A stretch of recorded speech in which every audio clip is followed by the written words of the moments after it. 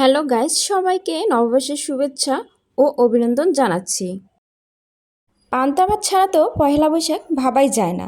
তাই পান্তা ভাতের সাথে কী ভর্তা আমি বানিয়েছি তা আপনাদের সাথে শেয়ার করব।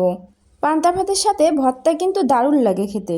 বেগুন, পটল, টমেটো, রসুন ও আলু এছাড়াও কয়েকটা ভর্তা ছিল। আমি ফ্রিজ থেকে ইলিশ মাছ বের করে ভিজিয়ে রেখেছি।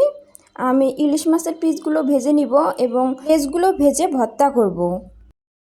আমি 2টো ডিম সিদ্ধ করে নিয়েছি ভর্তা করার জন্য। বাদাম ভর্তা করার জন্য আমি ফ্রাই প্যানে বাদাম ভেজে নিচ্ছি। ভর্তা করার জন্য আমি শুকনো মরিচ ও কাঁচামরিচ নিয়েছি, পেঁয়াজ কুচি করে নিয়েছি। এবার আমি মরিচগুলো কড়ার মধ্যে দিয়ে ভেজে নিব। ভর্তা করার জন্য সবগুলো সবজি আমি রাইস কুকারে দিয়ে সিদ্ধ করে নিব। পেঁয়াজ মরিচ আমি ভেজে নিয়েছি আর ডিমের খোসা ছাড়িয়ে নিয়েছি।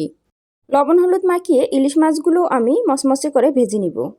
আমি যে ভর্তাগুলো তৈরি করেছি তা হলো আলু ভর্তা, পটল ভর্তা, লালটা হচ্ছে টমেটো ভর্তা, রসুন ভর্তা, মাছ ভর্তা, বাদাম ভর্তা, ডিম ভর্তা আর বেগুন ভর্তা।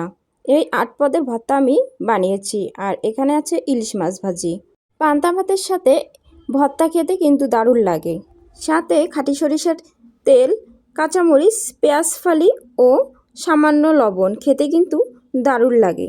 পান্তা ভাতের প্লেটটা আমি সুন্দরভাবে সাজিয়েছি। দেখতে যেমন সুন্দর লাগতেছে, খেতেও তেমনি অসাধারণ লেগেছে। Thanks for watching.